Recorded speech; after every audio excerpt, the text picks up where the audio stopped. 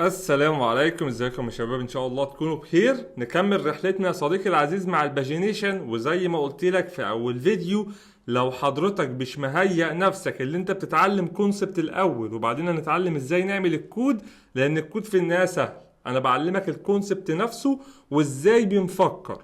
تعال بقى المرة دي نبدأ نتكلم على موضوع غاية في الأهمية قوي قبل ما تبدا كودينج بفلاتر. انا عارف ان هو المفروض فلاتر ونقعد نكتب كود، ولكن خلينا افهمك المنطلق زي ما بنعمل دايما او الكونسبت عشان تخش تكتب كود بصوره سريعه جدا. تعالى مع بعض دلوقتي هاخدك في رحله من منظورين، من منظور الفرونت اند ديفلوبر ومن منظور الباك اند ديفلوبر. الموضوع هيبقى عامل ازاي؟ اول حاجه من منظور الباك اند، الراجل بتاع الباك اند المحترم هيبقى شايف الموضوع عامل ازاي، ومن منظور الفرونت اند اللي هو الراجل الجميل اللي هو حضرتك كموبايل ديفلوبر، او لو انت شغال فرونت اند ويب سايت فهيبقى الراجل الجميل اللي بيبني الويب سايت. ولكن من منظور الباك اند الموضوع بيتاخد اكتر بالفيتشنج.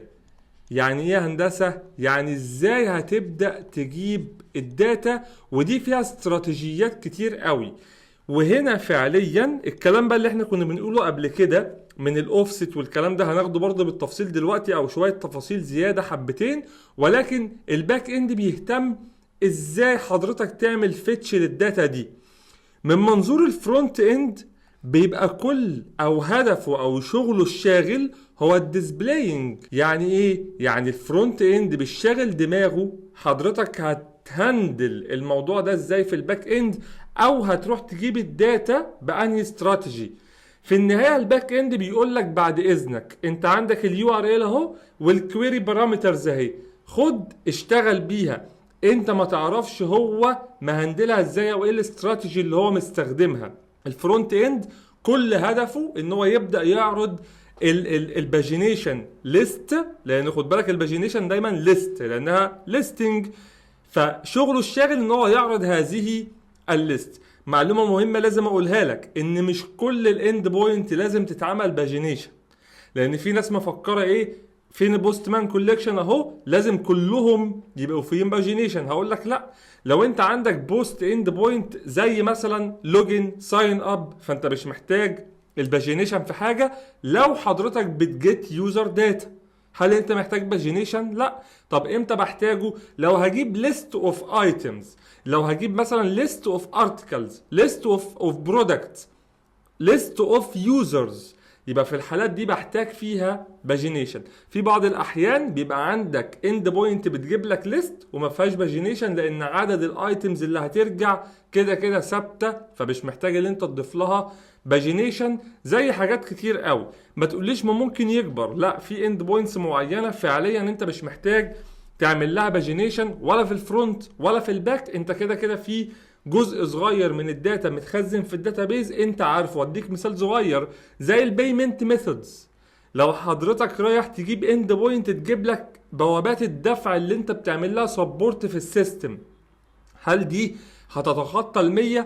مستحيل. هل ده تتخطى ال5 اصلا؟ لا طبعا. كريدت كارد، تابي، طب اللي هو الحاجات الايه المتعارف عليه. فانا لما اجي اعمل عمليه باجينيشن على ليست معينه لازم اركز وافكر هل انا محتاجها فعلا باجينيتد ولا لا. ما ممكن الاند بوينت ما تحتاجش. ده انا في اوقات ممكن اروح اعمل باجينيشن في ليسته معينه يديني يوزر اكسبيرينس سيء، زي المثال اللي انا قلته لك بتاع البيمنت او بتاع اي حاجه بتاع اي اند بوينت. مش محتاج، انت محتاج تجيب البالك بالكامل بتاعه الداتا وتبدا تعرضها لليوزر بشكل مباشر. طيب عشان اكون برضو دقيق في المعلومه معاك شويه، انا المره اللي فاتت او الفيديو اللي فات قلت لك ايه؟ قلت لك انت الباك اند ديفلوبر هيبدا يقول لك مثلا انت عندك في الاند بوينت بتاعه البوستس عندك ليميت وسكيب. عندك ايه؟ عندك ليميت مثلا بيساوي 20 وعندك مثلا سكيب ودي بتساوي مثلا 40 او بتساوي 10، ايا كان انت هتسكيب قد ايه. ده كده استراتيجي في الباك اند. يعني الباك اند هو اللي هيهتم هي هتتعامل ازاي، او هي معموله ازاي، او انت هتبدا تعمل كول للاند بوينت ازاي. انما الطريقه نفسها انت ما يشغلكش. هقول لك ليه. لان في بعض الاحيان وفي بعض الباك اند تكنولوجي بيقول لك لا، انت ممكن تقول لي مثلا بيج، مثلا على سبيل المثال، لا دي وحشه، تعالى ايه، بيج مثلا بتيكوال 2 and السايز بتيكوال مثلا 20. تعالى بقى ناخدها عشان الحته دي ناس كتير قوي بتتلخبط فيها. الليميت بتاعك هو السايز. البيج دي ده البيج اللي انت عايز تجيب منها الداتا. تعالى نتخيل ان الداتا بتاعت حضرتك بكل بساطه، تعالى بس في حته على جنب كده، ادي ليست اوف داتا اهو. هنا انا عندي ريكوردز كتير جدا، ريكورد في الداتابيز. مثلا نتخيل ان دول 20 ريكورد ودول 20 ريكورد ودول 20 ريكورد، مجرد تخيل. لما اجي اقول لك هات لي مثلا سايز 20، يبقى انت هتطلب دول. خد بالك مش لازم 20، ممكن 10، ممكن 5، ممكن 30، ممكن 100، براحتك. يعني ده موضوع انت اللي بتظبطه على حسب البرفورمانس بتاعتك وعلى حسب النيدز بتاعت حضرتك، انت اللي بتبدأ تحددها. دي مش ارقام ثابتة، يعني مش لازم كل مرة الليميت بكذا، لا، الليميت دوت رقم انت اللي بتحدده كفرونت اند بناء على البيزنس بيقول لك ايه. السايز بتاعك نفس القصة، لان الاتنين واحد في الكيس دي. طيب لما اجي اقول لك بقى انا الباك اند بتاعي شغال بالبيج مش شغال بالسكيب، هو شغال في الكيس بتاعتي بالبيج. فانا لما اجي اقول لك بيج 2، اذا انا هنادي على مين؟ على حسب بقى، على حسب هو بادئ من اندكس رقم 0 ولا بادئ من اندكس رقم 1. ركز معايا في الحتة دي مهمة قوي. لو هو بادئ من ده طبعا لازم تسأله، يعني ده سؤال ما بينك وما بينه، تقول له هندسة انت عامل الاندكس بتاعك 0 ولا 1، ومش ثابتة. يعني في تكنولوجي بيستخدموا فيها من 1 وفي من 0. انا اشتغلت مع باك اند ديفلوبرز كتير كده، وانا شغال باك اند ديفلوبر حاليا، وبقول لك ان في بعض الاحيان هتلاقي الكيس دي بتحصل. طيب لما اجي اقول له 2، لو انا بادئ من 1، اذا انا بقول له هات لي البيج رقم 2 دي اللي هو دي الداتا اللي من هنا. فلما هقول لك اول بيج 20 دي انا عرضتها لليوزر، هات لي البيج رقم 2، اذا هتجيب لي ال 20 ريكورد التانيين اللي خاصين بالداتابيز او اللي خاصين بالبوستس باليوزرز، ايا كان اللي حضرتك رايح تجيبه. كلام جميل لحد دلوقتي، كلام رائع. في تكنيك كمان خلينا اقوله لك عشان لو شفته ما تتخضش. في تكنيك كمان بيقول لك، طبعا هنا دي كويري بارامتر، خد بالك دي علامة استفهام، يعني اسم الاند بوينت هنا واسم الاند بوينت هنا زي ما عملنا هنا اهو، بوستس ليميت وكذا، دي كويري بارامتر. طيب النوع الثالث يا صديقي العزيز، وهو انا بقوله لك عشان ما تتخضش، ممكن تلاقي في حاجه اسمها بوستس اند بوينت، وبعض الفريم ووركس بتقول لك انا هقول لك ان هي تبقى في الباث بارامتر. يعني هاجي اعمل كده سلاش واقول لك 1 سلاش 2 سلاش 3، وده بيريفير لايه؟ للبيج اللي عند حضرتك في الباك اند. يعني 1 دي بيج رقم 1، 2 دي بيج رقم 2. دي طريقة تانية مشهورة قوي في الوورد بريس. لو انت اشتغلت مع وورد بريس باك اند قبل كده او طلعت اي بي ايز من الوورد بريس، هتلاقيه بيشتغل بهذه الطريقة، اللي هو يقول لك انت حط لي البيج بتاعتك في الباس بارامتر. طب هتقول لي فين السايز؟ يعني انا كده ما بقتش متحكم في السايز. اقول لك بيبقى كونفيجريشن. يعني بيبقى دايما السايز اللي بيرجع لك في الاند بوينت هو كونفيجر.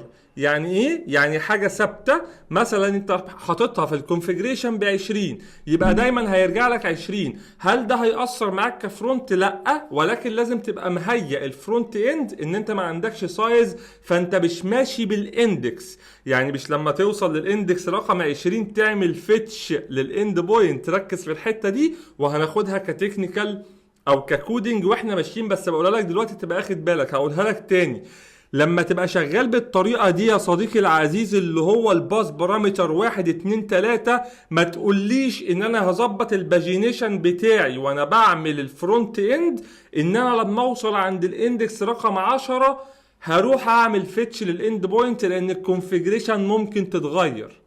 كونفيجريشن الباك اند ممكن تتغير. فلما اقول لك بيج رقم 1 وانا عامل كونفيجريشن 20 تشتغل، لما اقول لك رقم 1 وانا عامل الكونفيجريشن 10 ما تشتغلش، تقعد تلف حوالين نفسك يومين 3 ما تعرفش المشكله فين. ما هو دي كونفيجريشن، ما انت مش شايفها، هو ممكن يغيرها في اي وقت كباك اند. طبعا في الشركات بيبدا يقول لك احنا الباجينيشن بتاعنا الرقم بتاعه كذا، ما بتتغيرش تقريبا الا ايه في حدود ضيقه جدا. يبقى احنا دلوقتي اتكلمنا على التكنيكس او الستايلز الخاصه بالباك اند اللي هي مش هتغنيني في حاجه او مش هتعنيني في حاجه اللي انا اهتم بيها قوي. انا كده كده بسال الباك اند انت شغال بانهي ستايل، ويلا بينا نخش مع بعض على طول وما نقلقش، ونبدا على طول طبعا ننتجريت معاه ولا يشغل دماغنا اي حاجه. وطبعا موضوع السكيب ده اللي احنا اتكلمنا عنه المره اللي فاتت، اللي هو يعتبر مين السكيب ده؟ اللي هو الاوفست بتاع حضرتك، اللي هو انت هتسكيب لانهي درجه.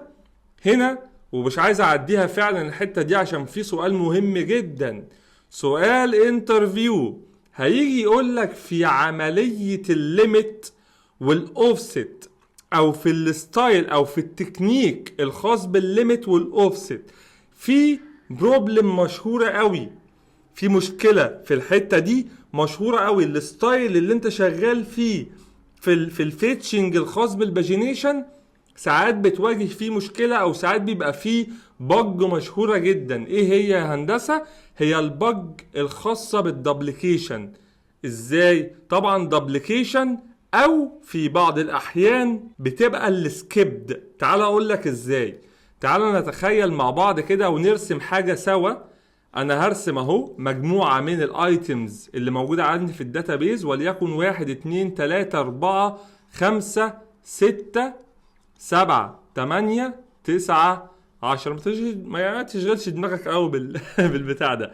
تعال نتخيل مع بعض اللي انا عندي فعلا 10 ايتم هنا. مثلا انا هعمل الباجينيشن بتاعي ان انا هجيب اول 5 ايتم، فانا رحت للباك اند جبت دول وعرضتهم لليوزر. في الوقت ده تم اضافة عنصر جديد في اول الليست. خد بالك بقى من النقطة دي، مش في اخر الليست، لا، تم اضافة عنصر جديد في اول الليست. يعني جيت هنا ضفت عنصر المفروض يبدأ يظهر لليوزرز من الاول، وانا باعت للباك اند ديفلوبر بقول له اعمل لي سكيب، ركز معايا قوي في الحته دي، بقول له اعمل لي سكيب مثلا لاول 5. لو انا ضفت الادمن في الوقت ده ضاف عنصر جديد، وليكن مثلا بوست جديد نزل في اول الليست مثلا على سبيل المثال، فلما اروح انادي على الاند بوينت اللي بتعمل لي سكيب لاول 5 وعندي الليميت مثلا وليكن برضو 5، هيبدأ يقول لك ايه؟ شايف العنصر اللي انت ضفته ده؟ هنبدأ ناخده في الحسبان معانا، فهيبقى عندك المنظر ده. يبقى دول اول 5 اللي انا عملت لهم سكيب، فتلاقي العنصر الحزين ده يا صديقي العزيز اتعرض لك مرتين. ده العنصر ده كده هيتعرض لك مرتين. ليه؟ لان انت طلبت اول 5، يعني طلبت البوستس اللي بعد اول 5، فانت اول 5 اصلا عارضهم لليوزر اللي هم كانوا دول. فانا دلوقتي ضفت 1 في اول الليست، فلما تيجي تعرض تاني تلاقي ان العنصر ده اتكرر مرتين، حصل له دبليكيشن. في بعض الاحيان الاخرى بتلاقي ان الادمن شال عنصر معين، في بوست اتمسح من هنا، دي بقى عكس الموضوع. فكده يحصل لك سكيب لبوست جديد كان المفروض يظهر لليوزر في الكيس دي وما ظهر لهوش. الطريقه اللي انا بكلمك فيها ديت اللي هي الاول واحده، اللي هي الاوفست ستايل، اللي هي دي. طبعا البروبلم اللي انا بقولها لك دي مش بروبلم مثلا بتواجه كل الناس، لا، دي بروبلم بتظهر في بعض الاحيان اللي فعلا السيستم بيبدأ يظهر الحاجات اللي في اول الليست، او بيبدأ ينسرت الداتا ويبدأ يعمل لها فيتشنج بطريقة معينة بتماتش اللي انا بقوله لك، اللي انت بتضيف العنصر ده في الاول. طبعا دي مش بتبقى مشكلة ايه، او مش بتظهر في كل السيستمز. ممكن سيستم عادي بقى بيضيف العنصر وبيجيبه بتكنيك معين، مثلا بالتايم ستامب او ايا كان، فبيبدأ الامور تبقى شغالة معاك كويس جدا. انا بقول لك مشكلة بتظهر لبعض الناس، عشان ما تاخدش بس المشكلة دي مسلم بيها ان هي موجودة في عند كل الناس، لا طبعا. دي بقولها لك في يعني سيناريوز معينه. طيب حل المشكله دي ايه؟ خد بالك انا كل ده بكلمك كباك اند ديفلوبر. تقول لي يا هندسه انا جاي البلاي ليست دي وانا فلاتر. هقول لك بس احنا بنتعلم صح ولا عايز تاخد معلومتين وتمشي؟ نتعلم صح. الطريقه اللي انا قلت لك عليها اللي هي الخاصه بالاوفست والليميت دي كانت اول طريقه اللي احنا خدناها المره اللي فاتت في التايبس. في تايب يا عيني رميناه تحت هنا اسمه الكيرسور بيز، والطريقه دي غايه في الاهميه. تعال بقى ناخدها باستفاضه شويه لان احنا المره اللي فاتت كروتناها بصراحه. الكيرسور بيز دي يا صديقي دي اللي جت حلت لك هذه المشكله. طبعا هي جت حلت لك المشكله اللي احنا اتكلمنا عنها. يعني مش هقول لك مثلا 20 فانا ضفت عنصر في الاول، لما عملت تاني سكيب لاول 20 عنصر في عنصر وقع مني او في عنصر حصل له دبليكيت، يعني اتظهر لليوزر مرتين. الكيرسور بيز دي مش طريقه عرض زي ما رميناها المره اللي فاتت في الفيديو، مش طريقه عرض للفرونت اند. لا، الكيرسور بيز دي ستايل موجود عند الباك اند ديفلوبر. تعال ناخد الكيرسور بيز دي بصوره من التفاصيل واقول لك ازاي بتشتغل بكل بساطه.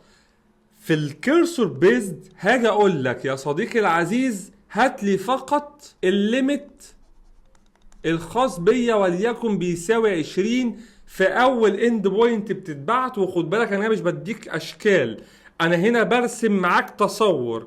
اول اند بوينت هتطلع من عندي الليميت بتاعي بيكوال 20. تاني اند بوينت من عندي هقول لك ان الليميت، وركز قوي، بيكوال 20 اند في ناس بتسميها افتر، في ناس بتسميها كيرسور اي دي او اي دي ايا كان، ولكن اقول لك المتعارف عليه اللي هو بيقول لك افتر. افتر مين؟ افتر اي دي معين مخزن في الداتابيز. مش كل ايتم من دول ليه اي دي معين. هتقول لي طبعا، هقول لك عشان احل لك المشكله دي انا هقول لك ما تجيبليش اوفست او ما تعملش سكيب لاول 40. لا، ده انا هيديك اي دي معين بتاع بوست معين او بتاع ايتم معينه في الداتابيز، وهقول لك هات لي من بعديه. ايه رايك في الجمال؟ يعني هاجي اقول لك مثلا اي دي رقم 5 وهات لي ليميت 20، هتروح راح تشوف فين في الداتابيز اي دي رقم 5 اللي هو ده. اذا انا هجيب لك الداتا اللي بعد ال20. اذا عمرك ما تواجه مشكله الدبليكيشن او عمرك ما تواجه مشكله الريموف او اللي حضرتك تعمل سكيب لعنصر كان المفروض يتعرض. انت دايما هتمشي باي دي معين. لما اجي نادي تاني وليكن الاي دي دوت مثلا كان بيساوي 20، وليكن لما اجي اقول لك تاني ليميت ايكوال 20 اند افتر، هقول لك افتر ايه؟ افتر 20.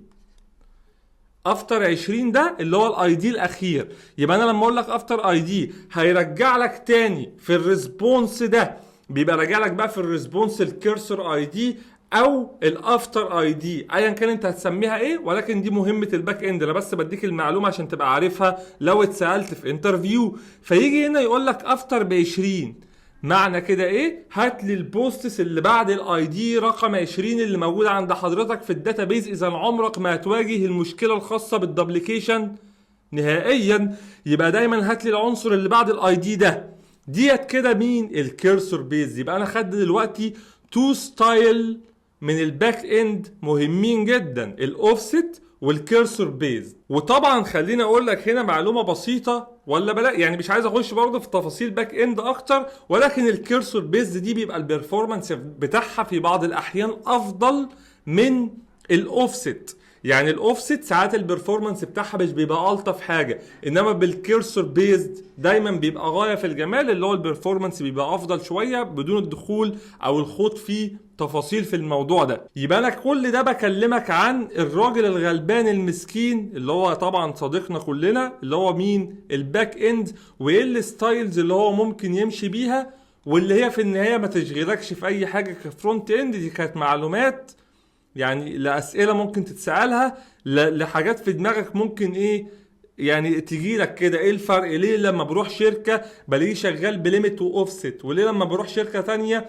الاقيه شغال بالكيرسور بيزد؟ هو ايه الانواع دي؟ طب ما تبقى عارفها يا صديقي العزيز. مش عايز اطول عليك اكتر من كده في الفيديو ده، ولكن نبدا الفيديو الجاي نتكلم على الديسبلاينج. وطبعا ما تنساش يا صديقي، ده انا اللي نسيت اقول لك، لو انت على اليوتيوب فاكيد اعمل سبسكرايب ولايك وكومنت والحاجات الجميله دي، وما تنساش تخش على جروب تليجرام عليه نقاشات غاية في الجمال، هتلاقينا دايما بنتكلم عن مواضيع مهمة جدا، وبرضو ممكن نخش مع بعض كولز كل فترة كده نقعد ندردش شوية عن سوق العمل والمرتبات والكلام الجميل ده. اشوفك بقى الفيديو الجاي ان شاء الله، خليك متحمس معايا كده وكوباية قهوة، ويلا بينا نكمل.